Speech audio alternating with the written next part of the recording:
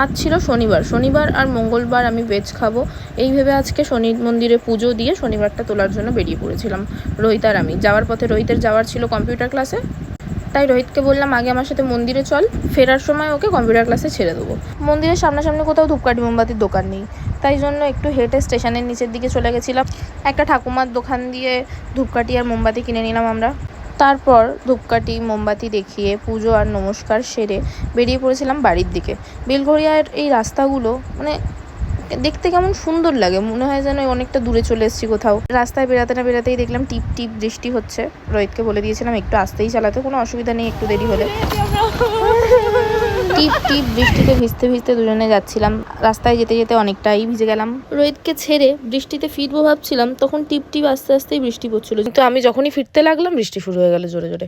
ও মা, এদিকে পাড়ায় ঢুকে দেখি রাস্তা পুরো পরিষ্কার, একটুও জল নেই। মানে এদিকে বৃষ্টিই হয়নি আর ওদিকে এত বৃষ্টি হয়ে গেছে। বাড়ি ঢুকে দেখি দিদিকে এতবার ফোন করার পরেও ও বেরায়নি, ঘরেই বসে রয়েছে, একটা কাকিমার সাথে গল্প করছে বসে বসে। ওর পুজো দেওয়া শেষ হয়ে গেছিলো, আমিও ওর সাথে একটু বসে পড়লাম। এদিকে আমার কানটা খুব ব্যথা করছিল। বৃষ্টি একটু কমতে দিদি আর আমি বেরিয়ে পড়লাম বাজারের দিকে। আমাদের কয়েকটা জিনিস কেনার ছিল, আর ভেবেছিলাম কানের জন্য একটা অন্য রিং কানেরও কিনবো। স্কুটি বলতে শেখাবে, স্কুটি না দেখি আমার গায়ে মেরে বলছে আরে শোন না ব্যাটারি যদি কিনে শিখিয়ে দিই তাহলে কিনবি, তাহলে কিনিস না আর শিখতে হবে না। তুই টোটো চালানোটা শেখ আগে যায় আমার থেকে। এরকমই আর কি মারতে মারতে দিদি আর আমি পৌঁছে গেলাম বাজারে। অন্যান্য দোকান থেকে টুকটাক জিনিস কেনাকাটা করে বাড়ির দিকে ফিরছিলাম।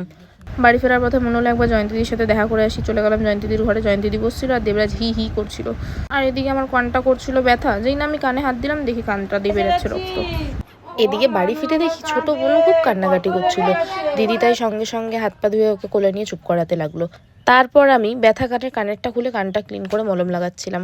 আজকের ব্লগটা করলাম এখানেই, টাটা।